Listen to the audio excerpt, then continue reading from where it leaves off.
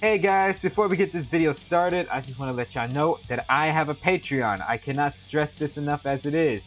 I would appreciate if you guys really support me on my Patreon. It's in the link in the description down below. So yeah, if you do join me on my Patreon, there are certain tiers that you can follow. Certain tiers, like from the first tiers to the highest tier ever, is listed there in the description of my Patreon page. If you do become a Patreon, you will have access to certain artwork that I post there, and you have permission to join me on Discord if you can, and most importantly, check out some other content and requests for videos, commissions, and so on, so etc. I would really appreciate you guys if you do support me on my Patreon, and if you do join, I will notify at the end of my reaction videos that your name would be listed on those who have been a member of my Patreon. I would, as a thank you for showing your support. You guys are awesome. I really appreciated it. Just to help keep this channel alive. So without further ado, let's get this video started, shall we? In 3, 2, 1, go!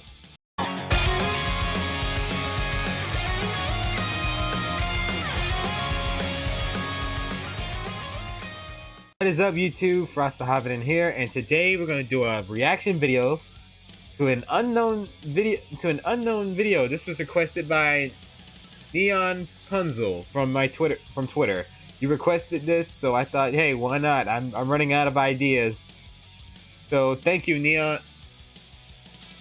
Nevin Punzel. I hope I'm pronouncing it right. But you're also, I think you Commander Grizzly, I believe, because you asked for the same thing and on my Facebook, on my YouTube channel. So thank you for letting me know on Twitter. This one is what's this title?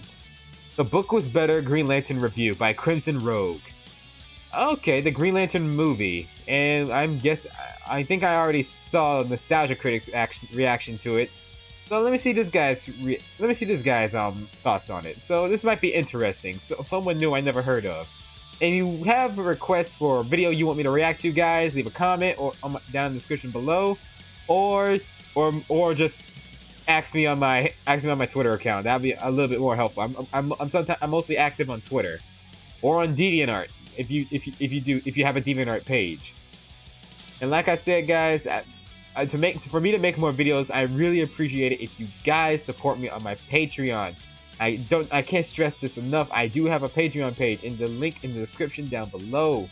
I need your help to keep this channel alive. I am losing Patreons, and that's not good.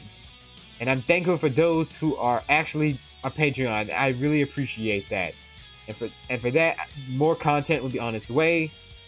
So without further ado, let's check out this guy's review on it, shall we? In 3, 2, 1, go. Okay, start off with a knock at the door, alright. I'm guessing this is the guy.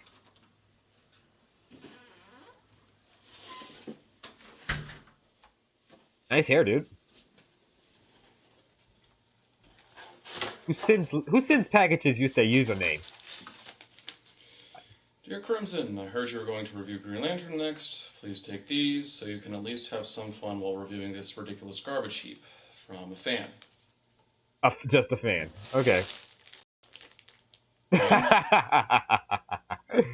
Comic terms are weird. In a way, yeah.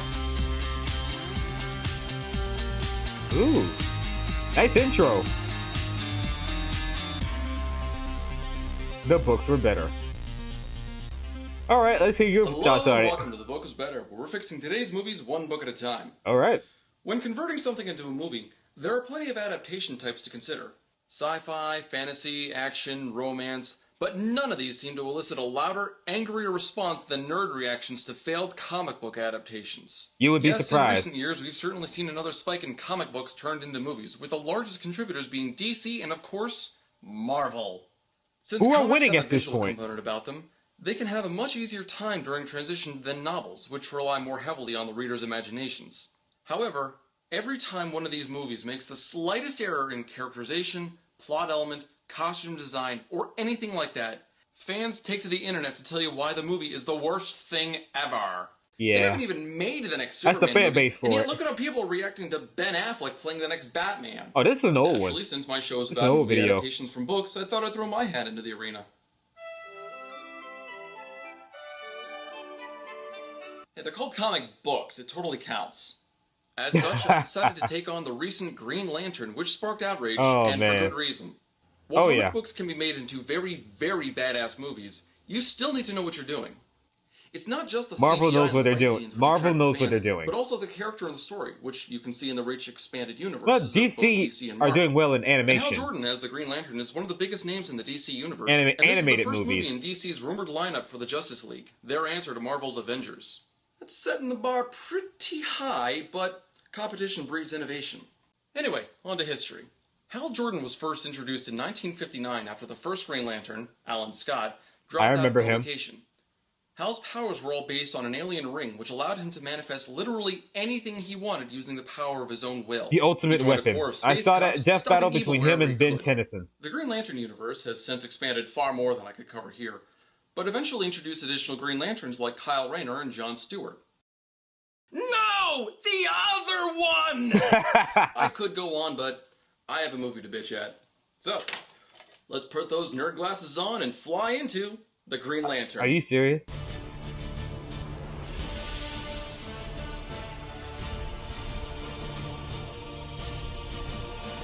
So the movie opens up with a short bit of exposition. Together, these 3,600 recruits formed the intergalactic peacekeepers known as the Green Lantern Corps. We get a small dose of history for the Green Somewhat, Lanterns, and the narrator explains that a huge evil being named Parallax was trapped on this planet. Who wants to bet some hapless fools are going to break him out in the first minute? You're right.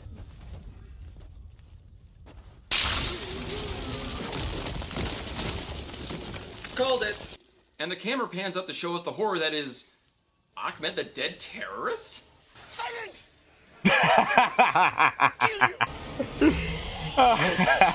No, this is Parallax, who quickly absorbs the energy from these guys and busts out. Making Parallax the enemy in the first Green Lantern movie was easily the biggest Jeff mistake Dunham the is an awesome screenwriters made, ventriloquist. but I'll get on that later. Now free, Parallax goes on a big rampage, wiping out entire planets by absorbing the inhabitants' fear energy. He's just rolling along, doing his own thing, when he comes across Amon Sur, the Green Lantern who imprisoned him, and he stops in to say hi. I wouldn't say it like that, but yeah.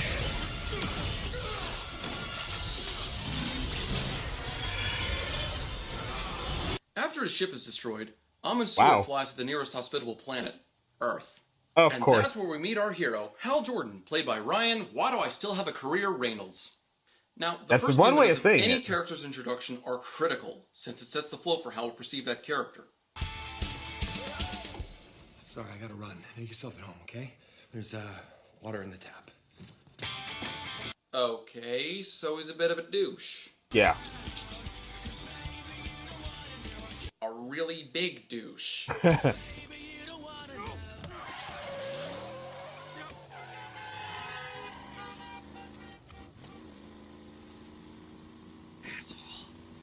The biggest douche in the universe. Why is this guy the hero?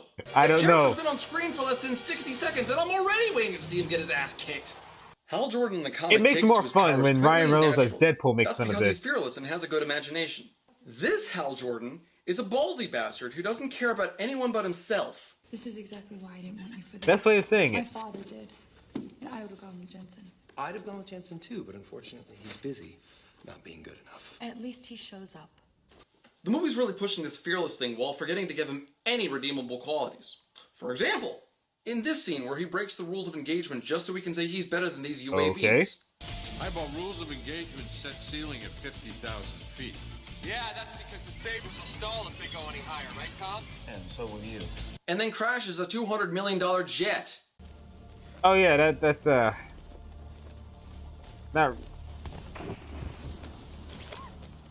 He just cheated to show off the size of his dick, but at least he's fearless. Ouch. He just pissed off every coworker he has, but at least he's fearless. He just cost the company a multi-million-dollar contract and forced several layoffs, but at least he's fearless. All right. Are you scared? It's my job not to be. We get it. He has balls the size of minivans. I wouldn't say it like After that. visiting his nephew, but, Hal yeah. gets picked up in what is almost the strangest alien abduction ever. Yeah, I gotta admit that was. And it's only now That that we was a see weird any way kind to of get him. redeemable qualities from Hal. He sees Al-Mansur sitting wounded in the spacecraft. He doesn't even pause to question what's going on and instead jumps into action and tries to save Al-Mansur. Now this is good. This is the kind of bravery the movie should be aiming for. It should have. And now he's sitting over the body of a naked purple alien. Still not the strangest alien abduction ever. So Al-Mansur dies and Hal is given his ring and lantern. As Hal plays with his new toy, we're introduced to a new character, Hector Hammond. After the government seized I did not know who this character was until I read the comic books. Is that what I think it is? Yes. An alien life form, Doctor. The first that mankind has ever encountered, despite what the conspiracy theorists would have you believe. First you ever... To do the initial assessment of The first you ever encountered. Why me? As a xenobiologist, your skills are specifically suited to the task. Wait, what? Alright, I have to rant again. The movie credits Hammond as a xenobiologist, yet this is the first alien life form anyone has ever seen? Yeah. If that's the case, then what makes Hammond an expert? He can't have studied other aliens, so his entire field is based on speculation. That means he has exactly as much knowledge and experience as you and me. Pretty much. Why is he here again? I don't know. I'm not at liberty to tell you. They probably picked the name out of villains. Damn your lazy ass writing! They probably just pick whatever sounds cool and put them in the movie. I have to nitpick. Now, I understand that an alien autopsy should be very scientifically advanced and very sterile, but does it need a raising hydraulic lift? Nope. And a rotating whatever that circle thing is? Like yourself, Doctor. I don't even know what that is. What is that behind them? Facilities like this. You mean like Disney? Hey kids, come visit Dead Alien Spaceland! Ride our pointless hydraulic lifts and poke a coma patient that we totally didn't kidnap and paint purple. Hal manages to unlock the lantern, which telepathically teaches him the oath. Brightest day. Blackest night. Got the oath right, at least. I wish I may, I wish I might. Have this wish I wish tonight. I want superpowers! But just as Hal gets it to work, Carol knocks on his door and they go out for a drink. Mostly to establish a romantic subplot. However, the important bit is what happens after he leaves. Some of his old co-workers were in the bar and followed him outside to say hi. Yeah, that happened. I didn't know who these guys was. You know you've written a bad character when you can sympathize with a few punks who ambushed a guy in a parking lot. They don't even do that much to him. They just knock him around a little to get back at him for losing their jobs, which is entirely his fault. True. Why are we supposed to like Hal again? But no! Hal ruins the scene by figuring out how to use his ring, which he then uses to send them all flying, no doubt requiring hospital visits, which they can no longer pay for thanks to the jobs they don't have. Oh wow, I didn't think about that. Class act, Hal. It's only then that the ring remembers that the new guy needs training, and not when he swore the oath. So it launches him into space and through a wormhole to planet Oa, home of the Green Lantern Corps. Hal wakes up in his new Green Lantern suit, and this is one of the biggest complaints that a lot of people had about this movie. Oh yeah. This suit looks terrible! Yeah, it looks it like does. they copy and pasted Reynolds' head onto a CGI mannequin. They should have gone with a rubber suit, maybe with some minor graphical touch-ups later, and left the real CGI to the aliens. They should have. Yeah, they should have given him a suit. Decent. Not great, but decent. Yeah. And speaking of aliens, Hal meets talking fish. Actually, my race is Zidarian. Our DNA does somewhat resemble your own ichthyological species. I am Tom Array, protector of Sector 2813. He gives Hal a tour of Oa, as well as an introduction to his new powers, and, well... Welcome to Oa. I mean, it looks... Oa looks great. A little bit. Okay, I gotta admit, this is actually a really good scene. It is. No, I'm serious. For all the faults the movie's made so far, and it's a lot, trust me, I'm only at the halfway point by now. This scene looks like someone put some degree of thought into it. It reaffirms what fans already know, but still gives important background info for new viewers. Hal and Tom Array fly around, learning the history of the Green Lanterns, what their mission is, who the Guardians are, and as much as I just railed against the CGI, they managed to do a good job with it in making Oa. This place is beautiful. It almost makes me want to build a summer home here. Since Hal is the new guy, They have to train him, teaching him how to harness his powers, how to fight, and I'm sorry for being quiet, factors guys. which seem to get pulled out of nowhere. Feel that? Just the gravitational pull of your average sun makes What is that walking animation? very dangerous. That walking animation is hilarious. I'm not sure, but I think this could be foreshadowing. Sinestro is still unhappy about Amansur's death, though, being such a good friend and all. And nothing says remembering your friend's memory by beating the living hell out of his replacement. Oh, yeah. You must ignore your fear. When you're afraid, you can't act. When you can't act, you can't defend. If you can't defend, you die. This is unnecessary. You reek of fear, Hal Jordan. This deters Hal, and he decides that he's had enough already and quits. I'm done. He's right. I'm only human. We're not ready to defend the universe. Up until a few days ago, we thought we were the only ones in the universe. Yeah. Oh, he's changing his glasses. Did you do the slightest bit of research? No, they did not. Hal Jordan doesn't give up like that. He was chosen as a Green Lantern because of his determination and strong will.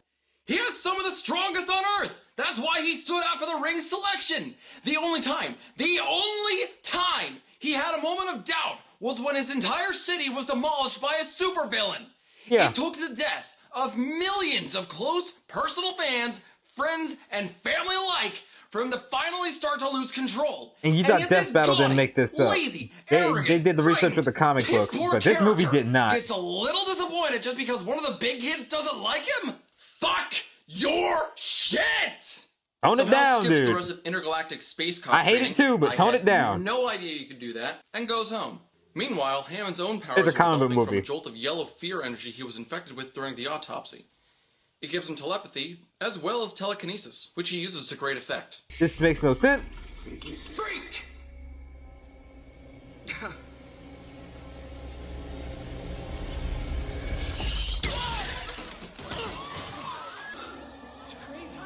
That was weird.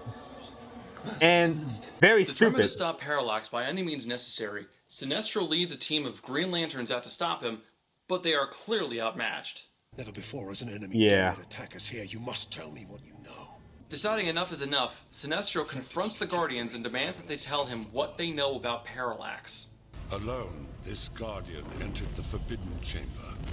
He wanted to prove the light of fear could be mastered. Consumed by the yellow power of fear, the Guardian became the very evil he had wished to destroy. He became Parallax. Damn it! That was dumb. That's... I read the comic book. That is not even close! Explain, please. Like I said before, Parallax was never the right choice for this movie. He's way too powerful for this, and it just shows how little the writers cared to research for this movie, and that's why the movie failed so hard. Parallax isn't some scary, bald cloud demon. He's the primordial embodiment of fear. Every element in the emotional spectrum has a beast that controls the element, and Parallax is the fear element's beasts. These guys took a really, really cool concept and dumbed it down to this? Yeah. What the hell were you thinking? Parallax is this close to being an actual god.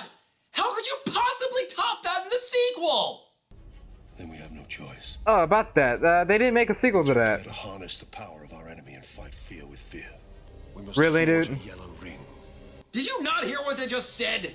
They literally just explained why this plan won't work. If one of the Guardians, the semi-immortal beings who can harness the raw potential from the emotional spectrum, can't control untapped fear energy, what makes you think you can do it? Because he's Sinestro, and we gotta have a yellow lantern for some reason. Have so many plot threads, yet so little depth. But Hammond's daddy issues Yeah, come that's- to light I as he wondered tries that to kill his myself. father, the senator.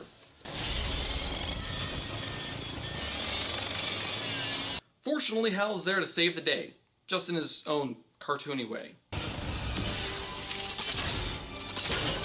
Hot Wheels! This is so dumb. At this point, I think Hal's just fucking with them. Pretty much. This doesn't sit well with Hammond, though, who goes through an uncomfortable transformation. His powers evolve, and his forehead swells to the size of a basketball. Fearing an alien infection, Amanda Waller and Hammond's father try to find out what's wrong with him. We're gonna get you well again. whatever it takes. I don't know what you're talking about. We detected traces of a second alien life form buried within the body of the first. And you did nothing about it? Been exposed. Hammond doesn't really want them poking around in his watermelon-sized brain, though, so he just starts killing everyone. Yeah. Oh, that is disturbing. But Hal gets his act A together blade to and the busts eye in is to still save the day. is nasty.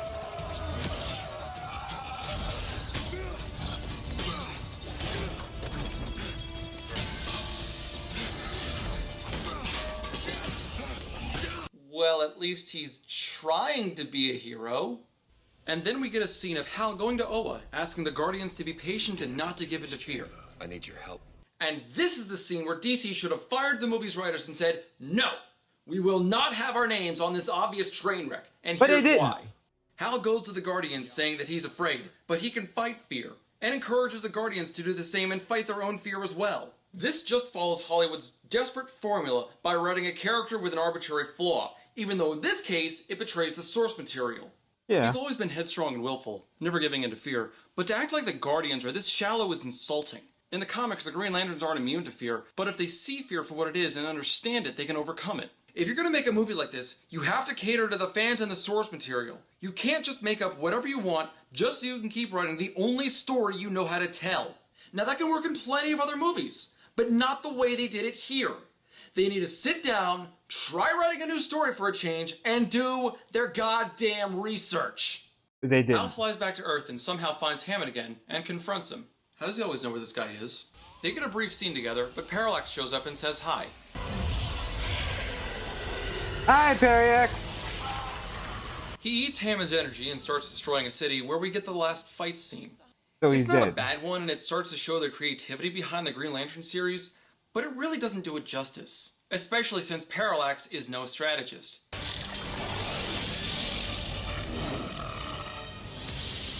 Deep throat. Gross. He follows Hal's ploy into space, but if he had stayed behind Why you gotta make that joke, grown dude? in power, and Hal wouldn't have been able to win over on his own, and would have eventually succumbed to his own fear.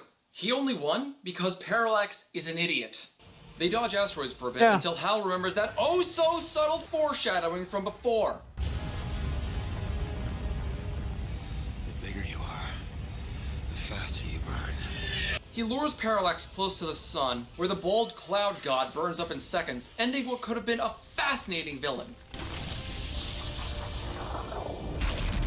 So Hal accepts his new responsibility. What is it with cloud monsters back in the day? By his peers. What is it with cloud monsters back in the day? Train him, or can I train him? Kilowog, you trained him for like 12 minutes. Yeah. You don't get to claim credit for anything. So Hal reconciles with Carol and flies into the sky as And the I'm still credits not roll. giving you.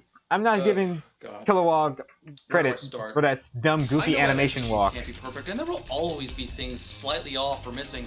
And rest in peace with the voice actor. Movie, as if you never even read the source material. Oh no! That was weird. Don't bring that up. I already had my hatred towards that with Nostalgia Critics review. The character is off. The world is rushed. The villain was never the right choice. Pretty much. This pretty much sank my hopes of looking forward to a great Justice League movie. When they screw up this badly, what will happen when they try to write a Flash or a Wonder Woman movie? Now, personally, I don't Wonder think Woman Ryan Reynolds was is a bad successful. actor. He seems like a nice guy, and I know he's trying, but I don't know if it's his input and interpretation that's screwing up the story, or if it's the writers. I don't think he's a terrible choice for a Green Lantern. Maybe not the best, but he isn't given a lot to work with, so he comes off as the wrong character. The CGI is a large part of the movie, of course, and the movie's dependence on it shows. The CGI is nice, and sometimes it does help to show how imaginative a Green Lantern has to be. A little bit. I also like how they included Amanda Waller, who could have possibly worked as an opposing Nick Fury and could branch all the supposed That's supposed to be Amanda Waller? Perhaps the biggest problem of the movie was the villain. You know what? I can see it. Parallax is way too strong for our first movie like this, where a hero discovers his powers and simply has to learn how to use them. It's just another in the string of examples of how the writers didn't do their research. Nah. They just picked the first cool-sounding bad guy and ran with it. You know what they should have done? Most movie directors do that. Smaller, simpler, terrestrial. Hey, look!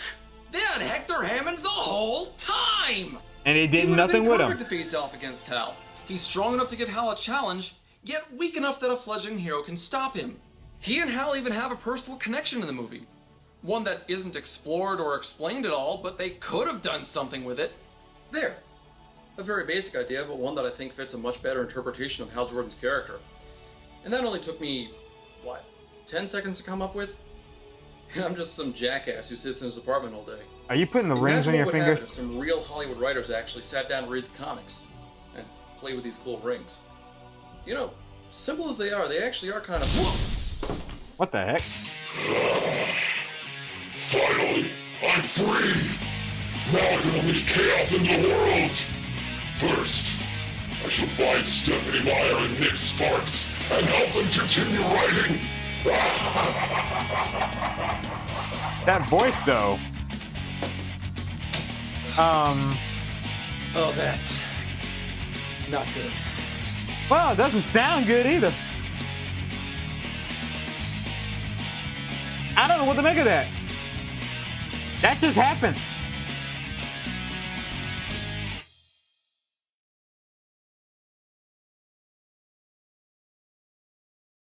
Well, that was the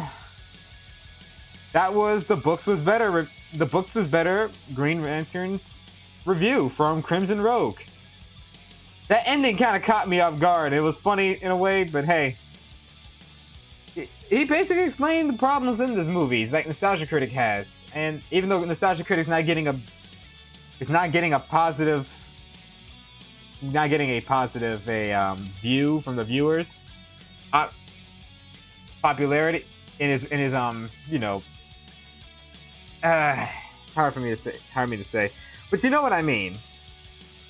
Other than that, I hope you enjoyed this reaction video. Nevin Perzel, you're welcome, buddy. I hope you appreciate my reaction, and thank you for sending this video to me on Twitter.